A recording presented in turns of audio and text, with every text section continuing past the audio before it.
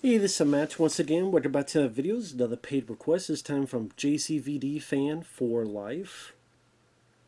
Thanks once again, man. I really appreciate it. And for those interested in requesting pretty much any type of videos, topics, reactions, commentaries, reviews, re-reviews, what have you, feel free to send it either directly to my PayPal or join my Patreon. Both things are down below in the info box. Now, this is for the sequel, One More Shot. Technically, the first film of 2024, new film that I've seen. Now, I'm a fan of the first one. I have it on Blu-ray. Thought this was a nice, pleasant surprise. It's low budget, but I like the one-take gimmick. I enjoyed the action sequences. The plot was fine enough to keep me engaged.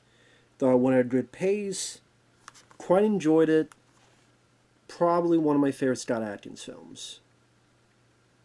But I'm a sucker for that gimmick to make it look... even gimmicks in general in movies. Maybe because I watch so many movies, so it's nice to see when they try to do something a bit different. Not that it's ever been done before, but just not something that's done every month or every 2-3 months or something. So now the sequels come out. One More Shot.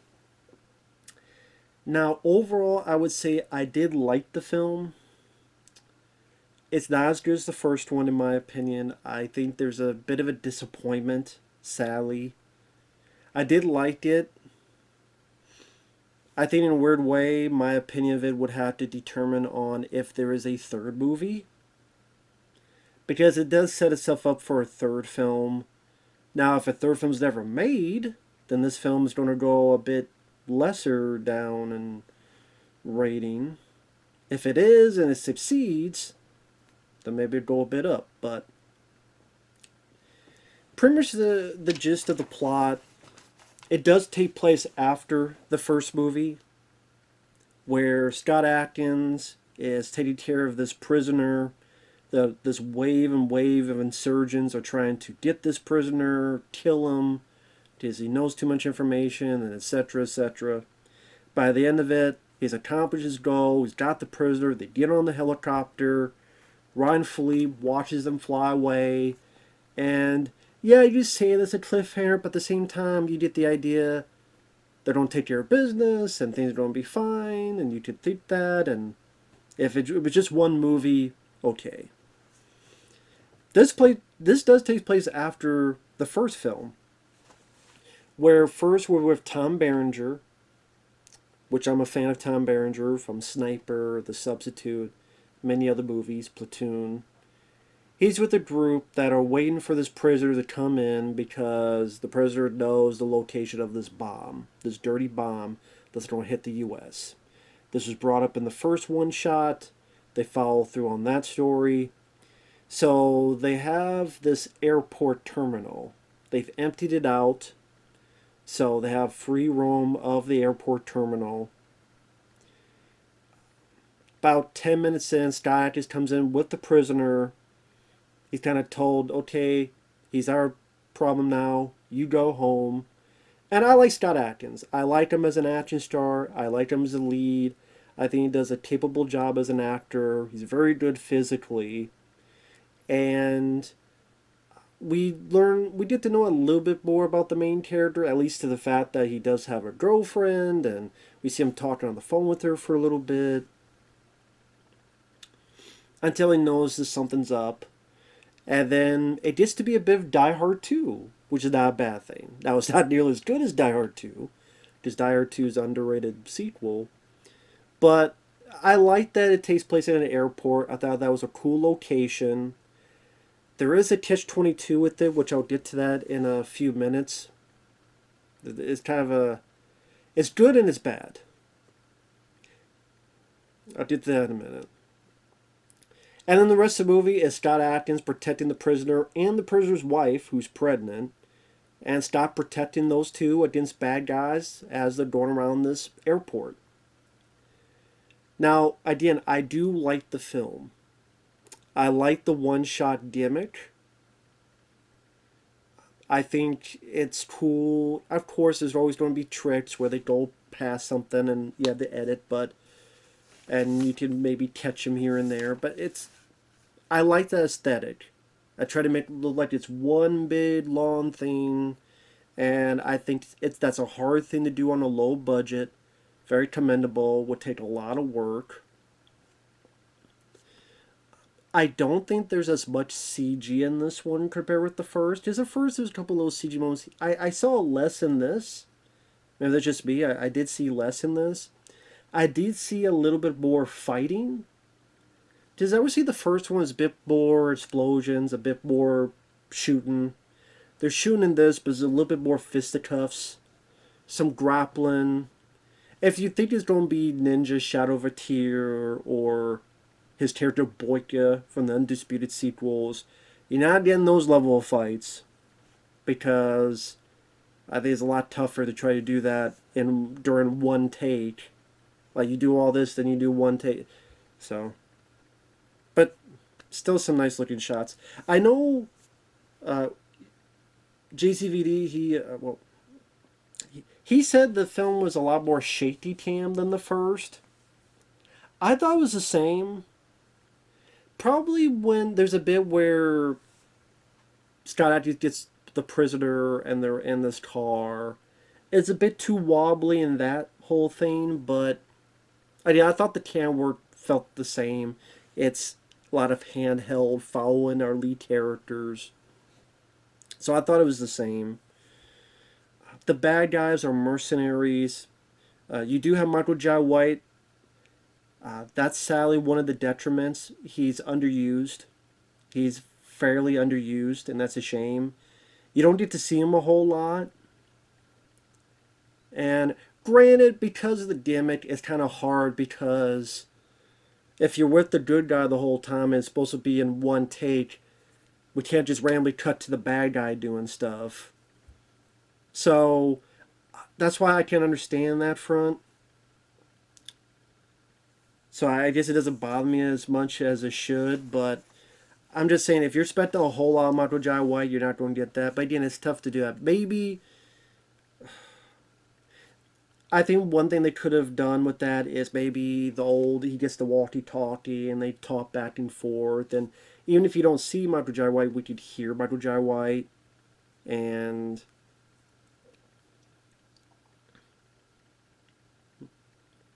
kind of like John McClane and Hans Gruber.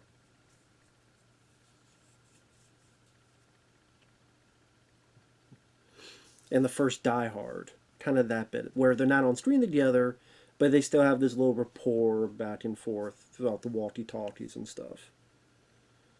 I think that could have been where maybe Michael Jai White keeps enticing him, and I looked at your profile, and then maybe he's kind of either getting pissed at him, or I think there's more that could have been done with that. So I think Michael Jai White could have been used more. I'm a sucker for action, so I could always use more action. But, like I said, I do like the action sequences. When Scott realizes something's going on, he kills 3 of them, a bit like John Wick. He gets some firefights. Decent body count in the movie. He does kill a good chunk of people, mainly through firearms. Shooting people by this car. They're in the car. There's a bit where they get a sledgehammer to open up the window. That's a bit bulletproof. And when they open it up, Scott just shoots a couple of them. I'm like, yeah, it makes sense. If you make a hole in shoot. I do like the environment. I like this bit where it's in this very thin hallway. And Scott, he's shooting, he's out of ammo, he's blocking, he's in this weapon. Tits a guy here, tit this guy here, there. Like I said, you get a little bit more physical fights. There's one guy he fights is more of knees and grapple. There's a fight he has with a guy on a train car that's going from one part of the airport to the other. It's a decent little knife fight. I did nothing illustrious. It's not the 3 John Wick movies, because maybe there's only 3. But I did for a direct-to-video film. And a guy that has seen the era of the Steven Seagal crap fest and stuff, there's a lot of fun to be had with this movie. There is. I think there's a lot of fun to be had with this flick.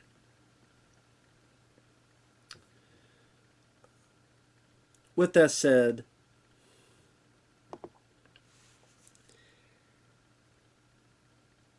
like I said, I mentioned that the airport was a positive and a negative. The positive is that I didn't because of the airport, so you have much more an aesthetic in the backdrop. I think, sadly though, they rented this airport, of course, so obviously they can't damage it much. So because of that, you can't have you know throwing grenades and blowing up this piece of the airport, or they're doing this and it may wreck the. I think they should have had some kind of fight scene on one of those conveyor belts or the escalators. Like they're having to find the escalator, they're going down, they're going up the escalator. I think there's more the airport they could have done, but then again, it's not used as much as they could because they're afraid of damaging the shit. Because they don't have the budget, of course, to build an entire airport, so they have a cool backdrop and a lot of open space. But I think there's missed opportunities, like a baggage claim fight, or maybe they're throwing furniture at each other and fighting, an escalator fight. Again, piece of the airport blowing up. I think there's missed opportunity there because they're using the airport. Again, they do have a low budget, but at the same time, there's your brain going, man. In the first one, in this area they could do whatever they want. They could blow up this, they could blow up that. It felt much more explosive. It felt like they could do much more. It felt like they could damage the environment more. So it makes the action a bit more impactful. And that's why I would put the first one. As well as, yeah, I'll put the first one above it. Like I said, I do like Scott Adkins. I think he put a lot of good physical work, like he has a lot of movies. I love Avengement. I love the second Debt Collectors. You know, I'm a fan of the guy. And it's kind of hard for me to hate a movie where Scott Adkins still kills a bunch of fucking people for like 80 minutes. And he's again kneeing people, grappling people, knife to the neck. This guy takes a guy's gun and shoots the guy up. You see, pa pa pa pa. He's sneaking around stealthy, grabbing people. I like this one bit where the bad guys are chasing Scott, and we see it kind of from the bad guy's perspective, where there's a bit where the camera's with the bad guy. He turns to look at someone, and there's a bad guy way back here. And when the guy's like, nobody here, they turn back. Now the bad guy's looking this way, but back here you see Scott just stabbing the shit out of someone. This bit where Scott takes one down, just stabbing the shit out of him in the neck with a knife. So, like I said, it's not fight scenes on the level of Undisputed sequels. It's not action scenes on the level of his better work, but I still liked what I saw. Now, again, I do wish there was a bit more action. I did not mind the guy who's the prisoner. He's given a bit more humanity in this, because you realize his stuff he's not proud of, and that he actually wants to change a bit. I do like the woman that played his wife, who's pregnant. They didn't go spoil. This is spoilers. I mean, I should have said that before because I'm spoiling it, but from now on, heavy spoilers. They didn't make the pregnant woman. They didn't make her. It worked well in Collateral Damage. She wasn't pregnant, but it worked well in Collateral Damage when you find out she was the bad guy. They didn't do that. This one where they're trying to think, oh, is Tom Berenger the bad guy or is this one lady the bad guy? That was predictable. You could tell that one lady was the bad guy. As soon as they brought it up, I'm like, yep, that's the bad guy. That's the turncoat. That's the full of shit lady. And she is full of shit. So it's not a bit surprising. So that was predictable. But it actually would have been less predictable if it was Tom Berenger who's working with the bad guys.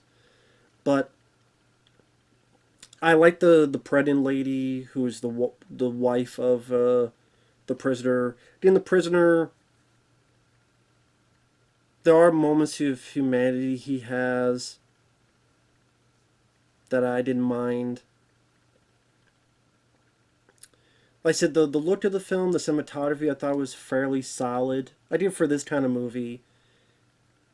And like I said, I'm a sucker for the one-shot gimmick. Now, I thought when he's fighting there's another guy he fights, and you have this kind of nice back and forth grappling, and Scott is blocking the knees the guy's having, and then impales the guy. Impales the guy in the guy's stomach. Like pushes the guy, and the spikes come out of the guy's stomach. I like that bit.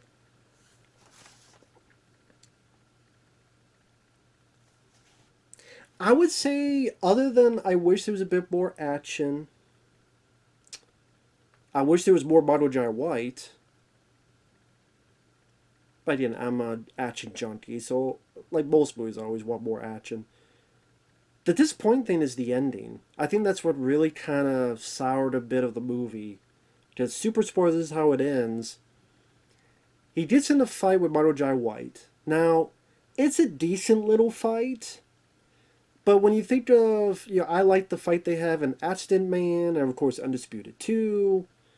Nowhere near that. It's too short, and the ending, it's because they're leaving it for a third film. I guarantee you, well, I take that back. There's no guarantees, because people always manage to fuck it up. I would bet that their hope is to do a third film and bring back Michael Jai White's character. I would think. Because they have this, again, that was a decent, but it's, at the same time, compared to other stuff, it isn't much. It's too short. Michael Jai was wasted in the movie. It ends with Scott handcuffing Michael Jai White. Hey, he's going to kill him, but he's not, because he's got to go take care of this two-faced bitch that was working with Tom Berenger. So Michael Jai White's character's alive. I would think for a third film.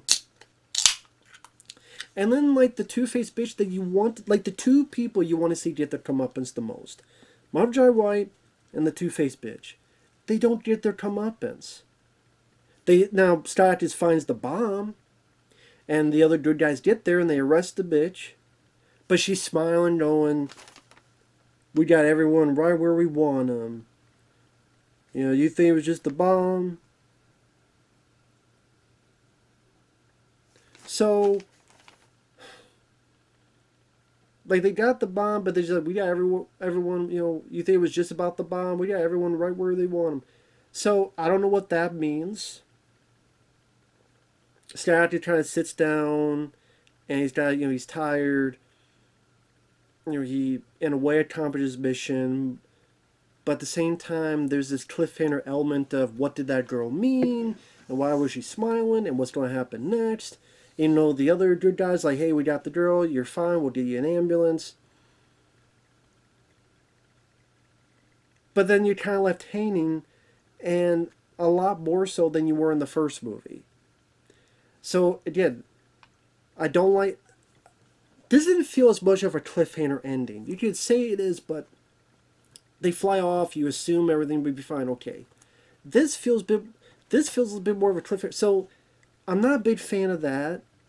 Unless you are doing them back to back, like Back to the Future 2, within 1 year time, you don't need Back to the Future 3. Matrix Reloaded, by the end of the year, you don't need Matrix Revolutions. You don't know if there's going to do a third one. If not, then this ending will suck. Because who knows? Although, if they do a third one, I guarantee it'll be called One Final Shot. It would have to be called One Final Shot. If not, then they missed the ball. I'm calling it here. If they do a third film, it's going to be called One Final Shot. And I would like to see it. Because again, I like Scott. He's kicking ass. It's 80 minutes of him kicking ass, shooting people like John Wick. We got a little bit more fisticuffs here, which I enjoyed. But you really gotta... You gotta land the plane, okay?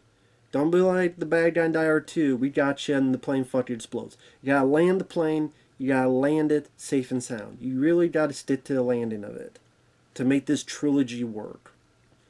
Because, again, as a standalone, there's two villains. They don't get their comeuppance, so the audience isn't satisfied. So they kind of leave a bit empty, a bit wanting, a bit, again, unsatisfied.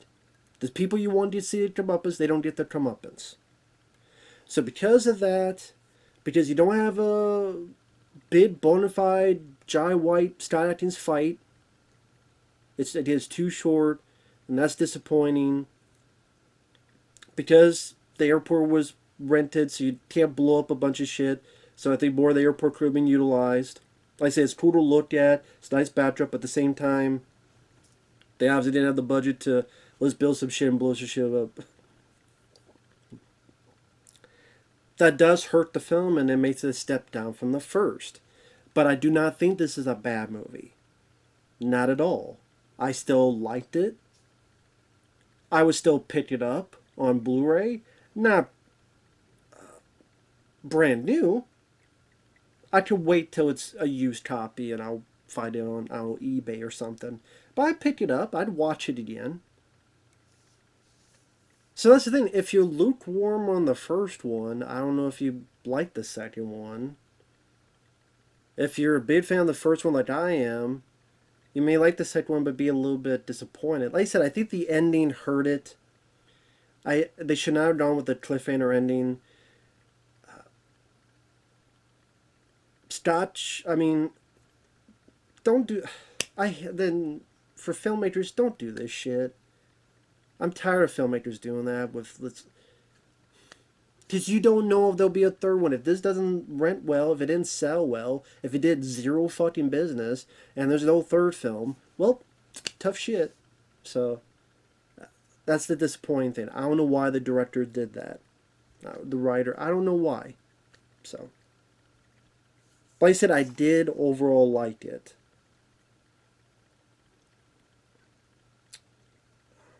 Again, there were a bit too many times I wish there was a bit more action happening. Again, Michael Jai White should have been utilized more, even if it's just from walkie-talkie, back and forth with Scott. Airport, I wish they would have just built some stuff, blow some shit up.